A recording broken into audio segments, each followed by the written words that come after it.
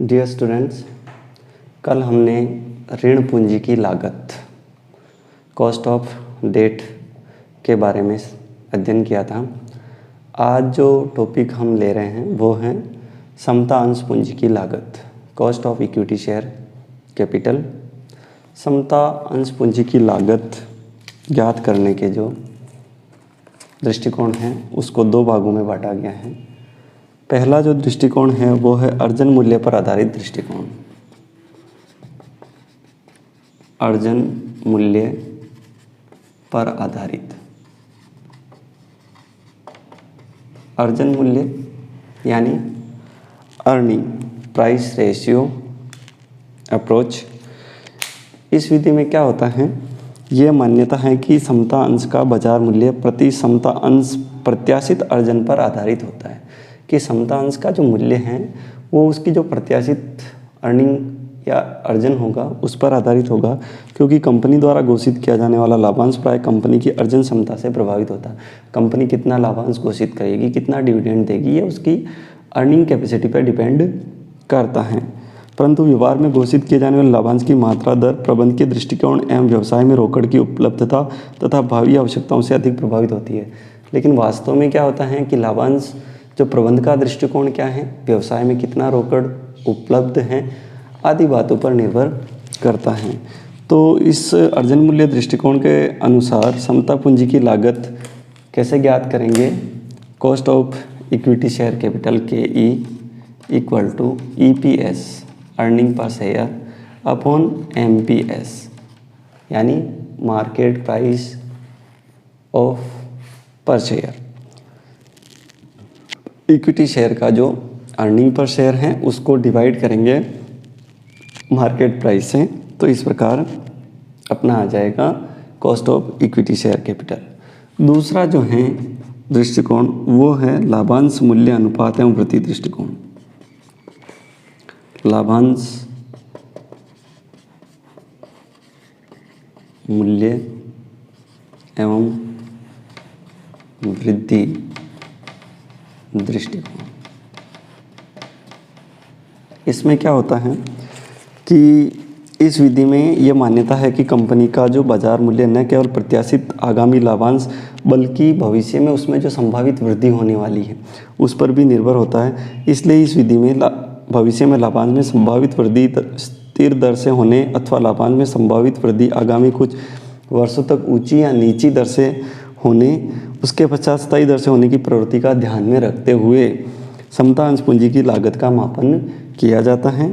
तो इसमें समता अंश पूंजी का जो मूल्य ज्ञात किया जाता है वो कैसे होगा, KE इक्वल टू D1 यानी डिविडेंड पर शेयर और P0 प्लस G। तो यहाँ पर D1 का मतलब क्या हुआ, expected dividend next dividend. D1 equal to expected next dividend जो है हमारा कि आगामी वर्षों में हम कितना डिविडेंड देंगे, that one. P0 current market price of equity share, या फिर हम कह सकते हैं कि नेट प्रोसीड। अगर हम नए अंश जारी कर रहे हैं तो हमें जो नेट प्रोसीड मिलेगा वो वाला, या P0 करंट मार्केट प्राइस या क्या होगा, नेट प्रोसीड। ठीक है। If equity share are not to be currently issued then P0 equal to current market price, and if equity share are issued newly then P0 will be equal to net proceed plus G यानी growth rate, कितनी growth rate है।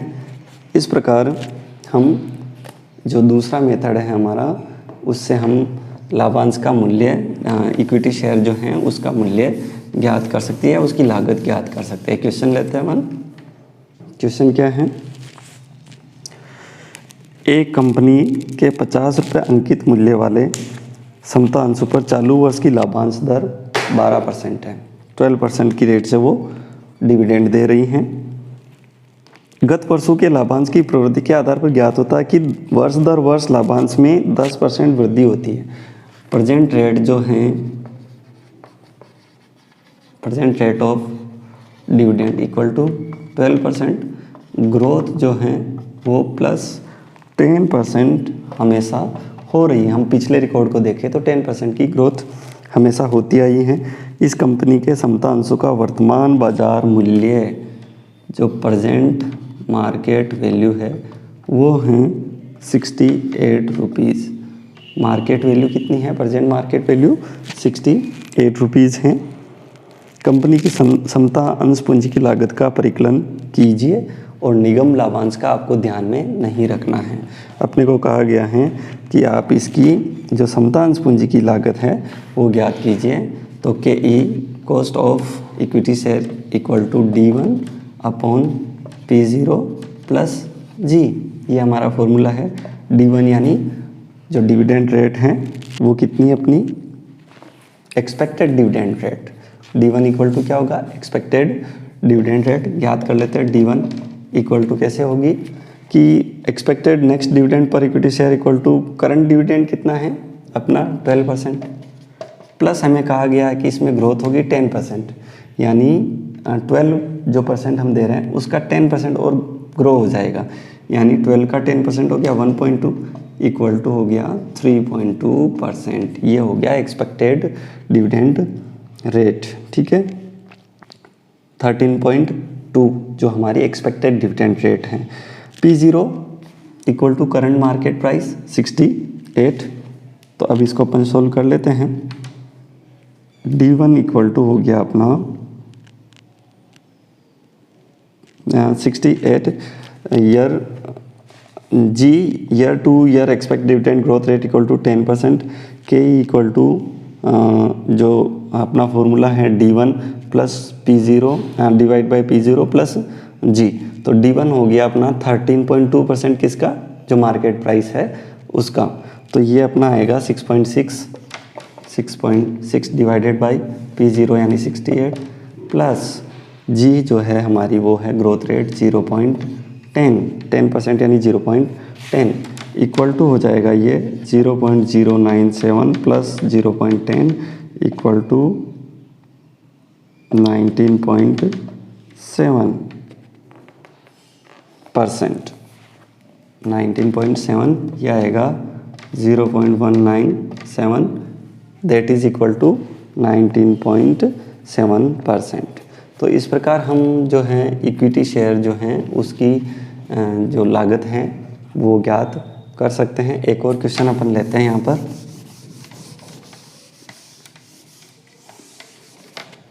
दूसरा question है, Shubham limited के 10 रुपये अंकित मूल्य वाले समता अंशों का वर्तमान बाजार मूल्य 40 रुपये प्रति अंश है। करंट मार्केट वैल्यू है 40 रुपीज़। 10 रुपये अंकित मूल्य है, इसका फेस वैल्यू है 10 रुपीज़ और मार्केट वैल्यू है 40 रुपीज़।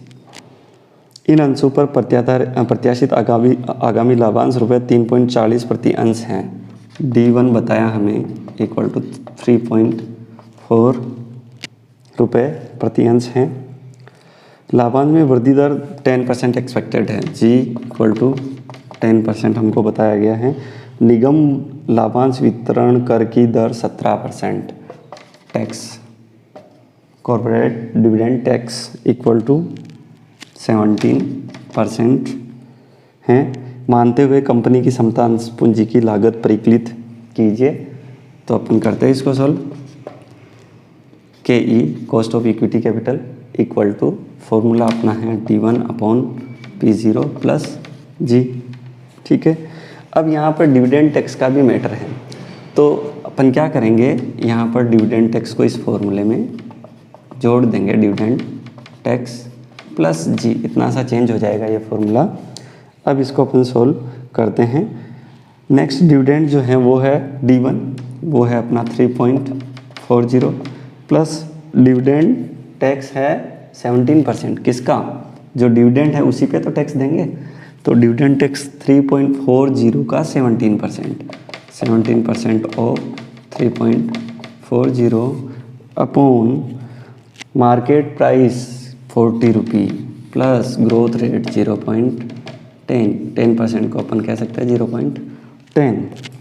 सॉल्व करेंगे इसको तो ये हो जाएगा 3.40 प्लस 0.417 डिवाइडेड बाई 40 प्लस 0.10। तो फाइनल आंसर जो आएगा हमारा वो हो जाएगा 0.195425, यानी 19.55% अप्रोक्स। ये अपना जो इक्विटी शेयर हैं उसकी कॉस्ट आएगी। तो इस तरह हम जो अपना समतांश पूंजी की लागत है वो ज्ञात कर सकते हैं।